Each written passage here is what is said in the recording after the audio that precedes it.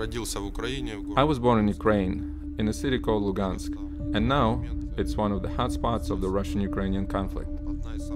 But actually we escaped and moved to the United States just 2 days before they started bombing in Lugansk.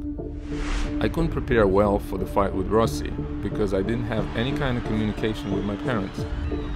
A couple of weeks after the Rossi fight, I got the news that my parents were able to escape and they were safe.